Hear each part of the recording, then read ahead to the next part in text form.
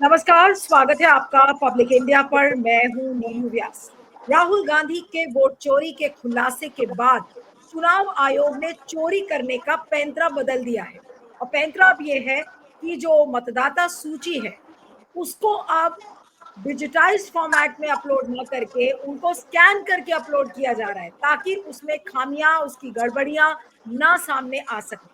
लेकिन अब एक बड़ा जन आंदोलन खड़ा हो गया है और राहुल गांधी ने एक ट्वीट किया है आज सुबह ही, और उस ट्वीट के बहुत सारे रीट्वीट्स हो चुके हैं। और वो एक वोट चोरी के एक बड़े कैंपेन में तब्दील हो चुका है, जिसमें उन्होंने एक कॉन्टैक्ट नंबर दिया है जिसमें लोग मिस्ड कॉल करके वोट चोरी के बारे में बता सकते हैं। तो ये बड़ा जन आंदोलन खड़ा हो गया है और सुप्रीम कोर्ट में 12 और 13 तारीख को एसआईआर पर सुनवाई है। क्या कुछ बदलेगा और किस तरीके से वोट चोरी का कैंपेन अब आगे बढ़ेगा? हमारे साथ सुप्रीम कोर्ट के वकील और एक्टिविस्ट महमूद प्राचा इस समय जुड़ रहे हैं। महमूद, आपका स्वागत है, thank you so much for joining. और राहुल गांधी ने एक वीडियो में वोट चोरी को एक कैंपेन के रूप में बनाया है, जहां पर उनका कहना है, और 23 सेकंड का वो वीडियो है जिसमें कि वो कह रहे हैं कि भाई आपके पास कोई भी शिकायत हो तो आप इसको मिस्ड कॉल देकर इसके बारे में हमें बता सकते हैं। कितना बड़ा कैंपेन है, ऑलमोस्ट वही चीज है जो आप लोग इतने सालों से कर रहे हैं। जी देखिए, सीधी सीधी बात यह है नीलू जी कि राहुल गांधी जी ने वोट चोरी रोकने का कैंपेन शुरू किया है और मोदी जी और अमित शाह जी और चुनाव आयोग के भ्रष्ट अधिकारियों ने एक्चुअली वोट चोरी करने का कैंपेन बहुत दिनों से, बहुत सालों से जारी कर रखा है। यह है सच्चाई। अब महत्वपूर्ण बात तथ्यात्मक रूप से जो सही है वो ये है कि इलेक्शन कमीशन को बाबा साहब डॉक्टर भीमराव अंबेडकर ने जो संवैधानिक पावर्स दी हैं, वो दी किस लिए हैं? वो दी इसलिए हैं कि वो जनता की जो वोट है, जो वोट का अधिकार है, सबसे महत्वपूर्ण अधिकार है जो देश के लिए, देश की डेमोक्रेसी के लिए, देश के संविधान के लिए, उसका जो रिजल्ट है, सॉवरेनिटी जो ट्रांसफर की जाती है, वो बिल्कुल निष्पक्ष तरीके से, ईमानदारी से, और ना सिर्फ ईमानदारी से होनी चाहिए बल्कि ईमानदारी से दिखनी भी चाहिए। अगर किसी को इतना सा भी किसी बात का शक है तो चुनाव आयोग को हर शक को दूर करने की जिम्मेदारी बाबा साहब डॉक्टर भीमराव अंबेडकर ने संविधान के माध्यम से लगाई है चुनाव आयोग की, इसीलिए संवैधानिक पावर्स भी दिए हैं।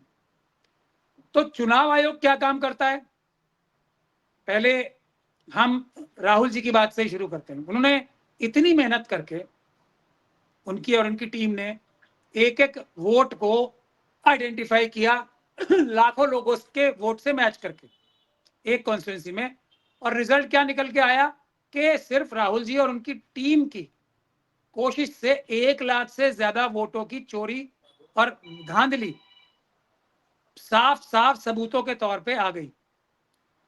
अब ये 1 लाख की चोरी नहीं होगी, ये तो राहुल जी और उनकी टीम पकड़ पाए हैं उस कॉन्स्टिट्यूंसी में चोरी शायद इससे भी ज्यादा हो यह सच्चाई। अब इसके आगे चुनाव आयोग ने क्या किया, अगर कोई वो ईमानदार से काम करने वाले अधिकारी होते, भ्रष्ट नहीं होते जैसे वो हैं तो फौरन इतनी बड़ी बात लीडर ऑफ द ऑपोजिशन के मुंह से, और वो भी प्रेस कॉन्फ्रेंस करके, तो पहले अपना घर चेक करते जाके क्या इस बात में कोई लेश मात्र भी सच्चाई तो नहीं है। अब ये उन्हें चेक करने की तो आवश्यकता नहीं है, क्योंकि ये सारी गड़बड़ियां तो वही और आरएसएस के लोग, पन्ना प्रमुख मिलके कर रहे हैं, तो चेक तो उन्हें करना नहीं है। उन्हें तो इस बात से भटकाना है, लटकाना है, टहलाना है। तो क्या उन्होंने एक इलीगल जो है एक तुरुप का इक्का उन्होंने फेंका कि राहुल गांधी जी एक एफिडेविट दें। अब वो एफिडेविट किस लिए होता है ये शायद बेंगलोर के सीईओ साहब को, चुनाव आयुक्त के पता भी नहीं है। एफिडेविट तब होता है जब राहुल जी या कोई और व्यक्ति चुनाव की प्रक्रिया में चुनाव वोटर लिस्ट से किसी का नाम कटवाना चाह रहा हो। राहुल जी किसी का नाम, एक व्यक्ति का नाम कटवाने के लिए थोड़ी बोल रहे हैं, वो तो ये दिखा रहे हैं कि चुनाव आयोग के भ्रष्ट अधिकारियों ने और आरएसएस और बीजेपी ने मिलकर वोटों की इतनी बड़ी धांधली वोटर लिस्ट में कही है। उसके लिए कोई एफिडेविट की आवश्यकता नहीं है। उसके लिए तो चुनाव आयोग को एफआईआर दर्ज करानी चाहिए थी, जैसे उन्होंने वेस्ट बंगाल के अधिकारियों के खिलाफ एफआईआर की रिकमेंडेशन की है। वहां तो मुट्ठी भर वोटों के लिए उन्होंने एफआईआर की रिकमेंडेशन कर दी, और दूसरी तरफ एफिडेविट मांग रहे हैं।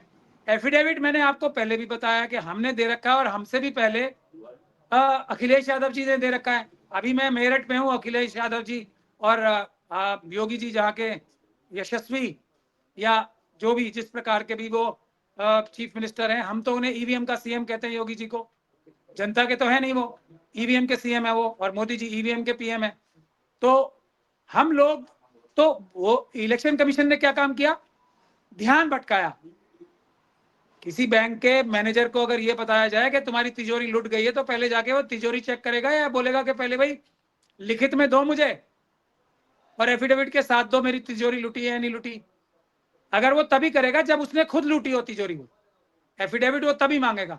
और इस केस में इस बात का सबसे बड़ा सबूत के चुनाव आयोग के भ्रष्ट अधिकारियों ने ही वोट लूटे हैं, वोटों की चोरी की है पूरे देश में, करोड़ों करोड़ों वोटों की।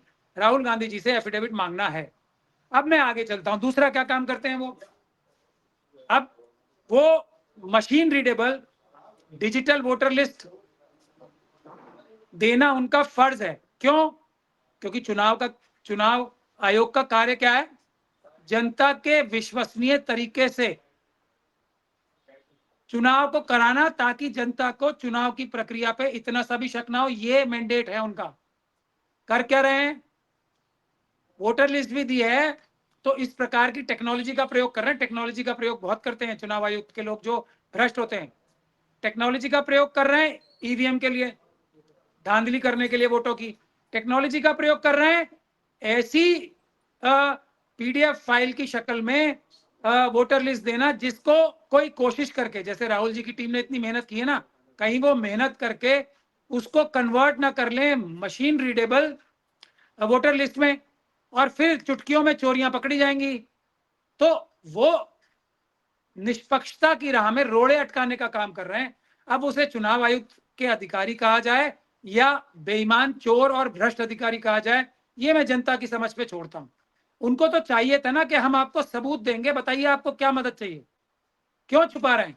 बिहार का एक और एग्जाम्पल ले लीजिए, वो ये कह रहे वोट तो हमने काट दिए बगैर कानून का पालन किए, पर हम बताएंगे नहीं कौन कौन से वोट काटे हैं, आप जाके चेक करो। अब आप चेक करोगे तो पहले एफिडेविट दो, राहुल जी एफिडेविट दें पहले कि 45 लाख जो वोट कट गए हैं उसका एफिडेविट दें। 45 लाख लोग जाके एफिडेविट दें चुनाव आयोग को, और चुनाव आयोग किसी को एफिडेविट नहीं देगा, देगा तो सुप्रीम कोर्ट में भी झूठा एफिडेविट देगा। तो ये किसका काम होता है, पर्दा डालना, अंधेरा करना, चोरी करना किसी भी चुनाव आयोग के ईमानदार अधिकारी का काम नहीं होता। ये किसी बेईमान व्यक्ति का पर्दा डालने का, राह में रोड़े अटकाने का कहीं मेहनत करके भी चोरी ना पकड़ी जाए। सामने वाली जो पुलिस है, लेकिन राहुल अब गांधी, आपको लग रहा है कि महमूद कोई कसर बची है चुनाव आयोग के एक्सपोज होने में? अब तो पूरी तरह से नंगा हो गया है चुनाव आयोग, अब क्या बचा है? और अब भी वो अपने ऊपर पर्दा डालने की कोशिश कर रहा है, इस तरीके के मतदाता सूची का फॉर्मेट बदल बदल कर। आखिर वो चाहता है कि विश्वसनीयता हमारी ना बने।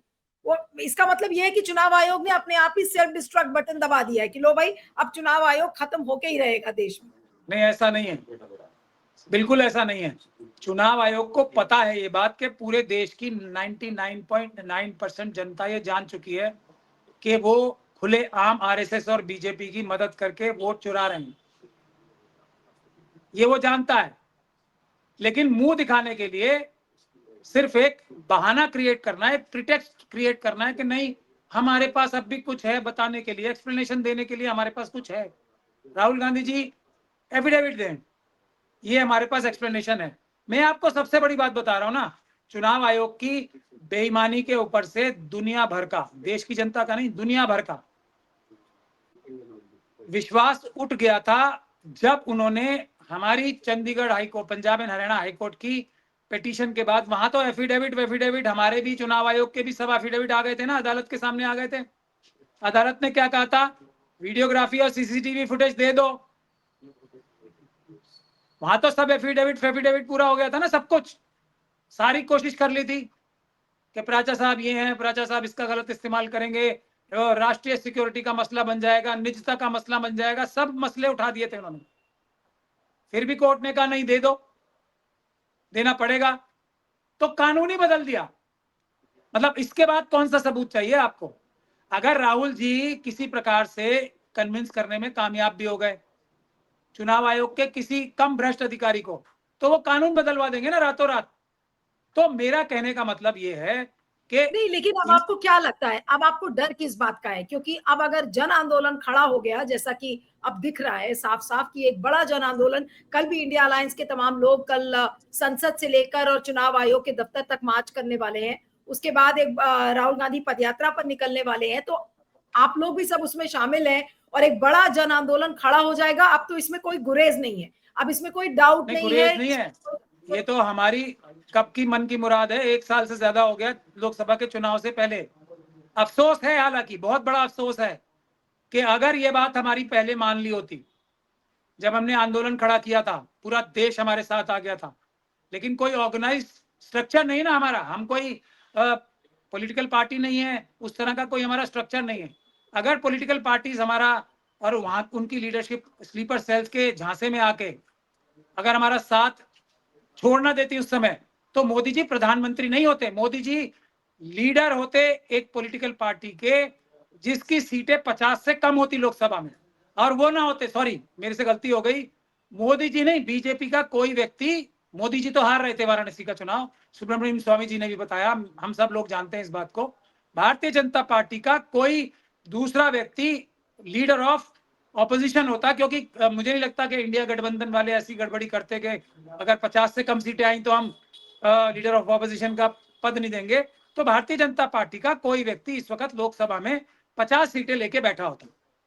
ये तथ्यात्मक रूप से सही, इसका तो हमें अफसोस है, लेकिन चलिए देर आए दुरुस्त आए, हम इसका वेलकम करते हैं। राहुल जी के साथ हम ही नहीं, पूरी सिविल सोसाइटी, पूरा देश खड़ा है।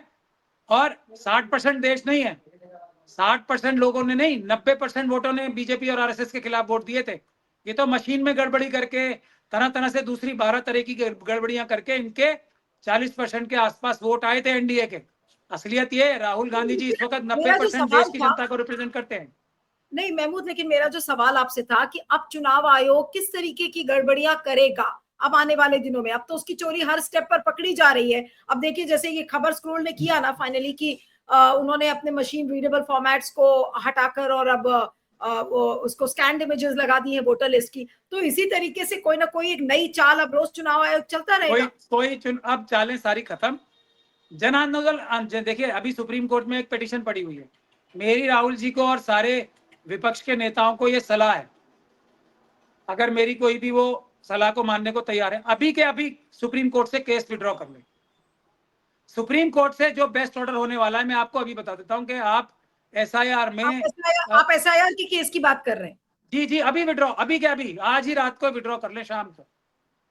हमें कोई काम ही नहीं है सुप्रीम कोर्ट से, कोई काम नहीं है। अब जन आंदोलन शुरू हो गया है, अब हमारी जीत ही जीत है, बाहर हो ही नहीं सकती।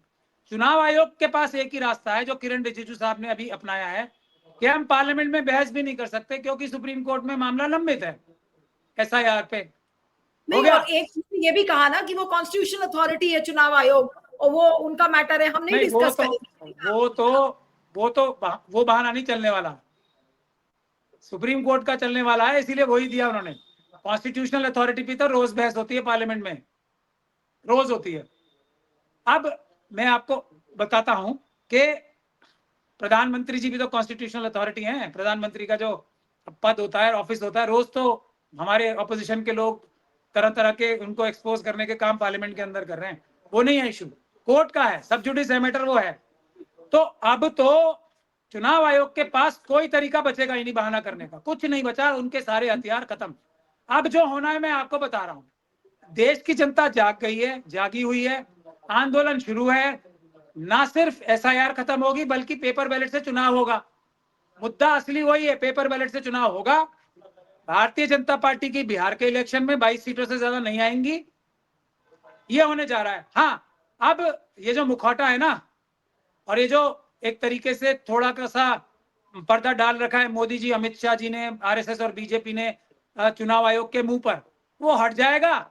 मोदी जी हम लोगों को अरेस्ट करके जेलों में डालेंगे, राहुल जी को डालेंगे और विपक्ष के नेताओं को जेल में डालेंगे। जनता अपने आप संभाल लेगी, पेपर बैलेट से चुनाव होंगे और लोकसभा। और मैं आपको बता रहा हूं, जब ये आंदोलन खड़ा हो गया तो सुप्रीम कोर्ट तब स्वतः संज्ञान लेगी, और मैं वजह बताता हूं आपको क्यों लेगी। और पिछला इलेक्शन लोकसभा का ईवीएम वाला ऑर्डर विड्रॉ करेगी और बोलेगी कि ईवीएम से सारे चुनाव फ्रॉड है, फर्जीवाड़ा है, झूठ है। प्राचा साहब को ये वीडियो दे रहे हैं हम, और वीडियो में जब हमने देखा खुद, जो प्राचा साहब के केस में, महमूद प्राचा के केस में जो वीडियो हमने देखी, उसमें तो हमें साफ नजर आ रहा है ये ईवीएम बदली जा रही है, ईवीएम में धांधली हो रही है, और लोग सीसीटीवी में साफ नजर आ रहा है कि फर्जीवाड़ा करके लोग नकली वोट डाल रहे हैं। तो तब सुप्रीम कोर्ट स्वतः संज्ञान लेगी। अब कैसे? अभी सुप्रीम कोर्ट ने परसों फ्राइडे के दिन एक ऑर्डर किया जस्टिस पारदीवाला ने साहब ने। मैं उनको ईमानदार और एक इंटेलिजेंट और शरीफ जज मानता हूं। उन्होंने एक इलाहाबाद हाईकोर्ट के जज साहब के खिलाफ एक ऑर्डर किया। ये ऑर्डर किया कि उन्होंने सुप्रीम कोर्ट के बहुत सारी जजमेंट्स के खिलाफ जाके एक जजमेंट किया और उनको वो निरस्त करते हैं। और साथ के साथ उन्होंने, हालांकि क्योंकि इतना गलत काम उस ऑर्डर में था इलाहाबाद हाईकोर्ट के, तो थोड़ा सा मैं कहूंगा एक थोड़ी सी लिमिट, हालांकि टेक्निकली देखा जाए तो उनके ऑर्डर में इतना सा लेश मात्र भी कोई गड़बड़ी नहीं है। हाँ, थोड़ा वो ज्यादा सख्त हो गए थोड़ा सा। उसके खिलाफ इलाहाबाद हाईकोर्ट के 13 जजेस ने सिग्नेचर कैंपेन किया, और उस सिग्नेचर कैंपेन के बाद चीफ जस्टिस ऑफ इंडिया ने, गवाई साहब ने एक चिट्ठी लिखी। चिट्ठी देख लीजिए क्या हुआ है। झुकती है दुनिया, झुकाने वाला चाहिए। 13 इलाहाबाद हाईकोर्ट के जजेस ने सुप्रीम कोर्ट के चीफ जस्टिस साहब से चिट्ठी लिखवाई, क्या कह के कि पारदीवाला साहब इतने ईमानदार और बहादुर जज साहब जो हैं कि आप अपने 2 पैराग्राफ्स वापस लो। और उन्होंने भारी मन से, उनका ऑर्डर अगर आप पढ़ेंगी और वीडियो भी मौजूद है तो देखेंगे, भारी मन से अपना एक ऑर्डर विड्रॉ किया। तो क्या हुआ? सुप्रीम कोर्ट का सही ऑर्डर हो या गलत ऑर्डर हो, खत्म करने का तरीका ये नहीं है कि चीफ जस्टिस साहब चिट्ठी लिखेंगे और वो ऑर्डर खत्म किया जाएगा। लेकिन हुआ क्यों? क्योंकि 13 जजेस ने एक तरीके से प्रोटेस्ट किया। उसी तरीके से अगर जनता सड़क पे आ जाएगी और प्रोटेस्ट करेगी जजमेंट्स के खिलाफ, तो वो सारी जजमेंट्स विड्रॉ होंगी जो ईवीएम के पक्ष में थी, और पेपर बैलेट से चुनाव होंगे, और पुराने चुनाव रद्द करने के लिए सुप्रीम कोर्ट उसी तरीके से बाध्य हो जाएगा जैसा 13 जजेस के सिग्नेचर कैंपेन के बाद हुआ है। ऐसा मेरा मानना है। इसलिए सुप्रीम कोर्ट में पिटीशन लगाना अपनी मौत को दावत देना है। पिटीशंस विड्रॉ कर लेनी चाहिए, ऐसा मेरा मानना है। अगर आप, मैं कहूं कि आप राहुल गांधी से इस समय क्या अपील करेंगे? राहुल गांधी ने एक बड़ा जन आंदोलन शुरू कर दिया है, जो आप लोगों ने जिसकी बुनियाद रखी थी, अब वो एक बहुत सॉलिड जन आंदोलन के रूप में शेप अप कर रहा है। तो इस समय आपकी राहुल गांधी से क्या अपील है? देश बचाने का, देश का संविधान बचाने का, हमारे और राहुल जी के अपने और दूसरे लाखों लाखों लोगों के पूर्वजों का जो कुर्बानियां दी उन्होंने अंग्रेजों से लड़ते लड़ते, उसका कर्ज चुकाने का वक्त आ गया है। बाबा साहब डॉक्टर भीमराव अंबेडकर ने इतनी अपने मुट्ठी भर साथियों के साथ इतने मुसीबतें झेल के जो ये संविधान दिया था, ये जो एक वोट का अधिकार दिया था, वो बचाने का वक्त आ गया है। कुर्बानी देने का वक्त आ गया है। देश बचाने का वक्त आ गया है। देश को विश्व गुरु बनाने का वक्त आ गया है। कुर्बानी देने के लिए तैयार हो जाएं, जेल जाने के लिए तैयार हो जाएं। पेपर बैलेट से ही चुनाव होंगे, सारे चुनाव रद्द होंगे। आंदोलन शुरू हो चुका है। आंदोलन शुरू हो चुका है, लेकिन आपकी मैं फिर उस अपील को वापस दोहराना चाहती हूँ, और मैं चाहूंगी उसी पर आप बोले कि आप ये कह रहे हैं कि राहुल गांधी को एसआईआर का केस वापस ले लेना चाहिए। सारे अभी आज ही अब सबसे बड़ी अदालत में अब कुर्बानी देनी, time of reckoning has come to save the nation from the clutches of Manuwadis, from the clutches of RSS and BJP. We have to free our nation from these killers of Constitution of India. Supreme court से case वापस, सारे case वापस supreme court से। जन आंदोलन शुरू। We will not, देखिए, we will not stop short at, जब तक ये तीनों के तीनों जो इलेक्टोरल ऑफिस जो मुख्य चुनाव आयुक्त हैं उनको हटाया नहीं जाता, इनको अरेस्ट करके जेलों में नहीं भेजा जाता, और दूसरे चुनाव आयुक्त सुप्रीम कोर्ट की जजमेंट के हिसाब से अपॉइंट नहीं होते और वो निष्पक्ष चुनाव नहीं कराते, पेपर बैलेट के जरिए सारी वोटर लिस्ट में जो भी धांधलियां हुई हैं चुनाव आयोग के माध्यम से, उसके लिए एक एक अधिकारी को जेल में नहीं भेजा जाता। ये आंदोलन अब तब तक नहीं रुकेगा जब तक पेपर बैलेट से चुनाव नहीं होते। चुनाव के अधिकारी जिन्होंने गुनाह किया है, जिन्होंने कानून तोड़े हैं, वो जेलों में नहीं डाले जाते एक कानूनी प्रक्रिया का पालन करके, और चुनाव लोकसभा के रद्द नहीं किए जाते कम से कम 90 सीटों पे जिनकी इलेक्शन पिटीशंस पेंडिंग है। तब तक नहीं रुकेगा यह आंदोलन। लेकिन आपको लगता है कि अगर कांग्रेस अगर तैयार भी हो जाती है तो बाकी जैसे एडीआर वगैरह हैं, इन लोगों ने भी तो फाइल किया है ना एसआईआर के खिलाफ, क्या जो नहीं, सबको एक साथ देखिए करना मैं पड़ेगा भी आपको, होगा? जो नहीं करेगा वो आरएसएस और बीजेपी का एजेंट है, सीधी बात है। वो कौन सा केस जीते हैं आज तक, कोई भी वो बता दें कि हम ये केस जीते हैं जिसमें जनहित था कुछ। सारे केस हारे हैं। मैं जो केस जीत रहा हूं जनहित के, इसी चुनाव आयुक्त के खिलाफ, मैं बोल रहा हूं कि सुप्रीम कोर्ट से केस विड्रॉ करें, अभी क्या भी करें, और सड़क पे आए ना कुर्बानी देने के लिए। एसी सुप्रीम कोर्ट में एसी है। अगर देश से इतना ही प्यार है, देश के लिए कुर्बानी देने को तैयार है, सुप्रीम कोर्ट में नहीं होना है कुछ भी, सड़क पे आए, कुर्बानी दें, लाठी खाएं, गोली खाएं हम लोगों के साथ आके। ये नाटक मत करें देश को न्याय दिलाने का। सीधी सीधी बात है, मैं कड़वे शब्द बोल रहा हूं, माफी चाहता हूं, लेकिन जो व्यक्ति इस समय सुप्रीम कोर्ट जाएगा वो आरएसएस और बीजेपी के साथ है। जो व्यक्ति इस वक्त मशीनों से चुनाव होने की बात करेगा, पेपर बैलेट से चुनाव ना करवाने की बात करेगा, वो आरएसएस और बीजेपी का एजेंट है। सीधी सीधी बात है, इसमें कोई ढकी छुपी बात नहीं है। जो व्यक्ति ये कहेगा कि ज्ञानेश कुमार जी को जेल नहीं जाना चाहिए, उनसे बातचीत होनी चाहिए, वो आरएसएस और बीजेपी का एजेंट है। ये सीधी बात है, कुछ कुछ हाथ नहीं आने वाला है। पूरा खेल और सारा का सारा जो गोरख धंधा किया हुआ इन्होंने खुल के सामने आ चुका है सब। तो अंत में आप ये क्या कहेंगे कि अब अगर जन आंदोलन खड़ा हो गया है तो सबसे पहली चीज सारे पिटिशनर्स को ये करनी चाहिए कि एसआईआर का केस किसी भी सूरत से वापस ले ले और सड़क पर उतर जाए?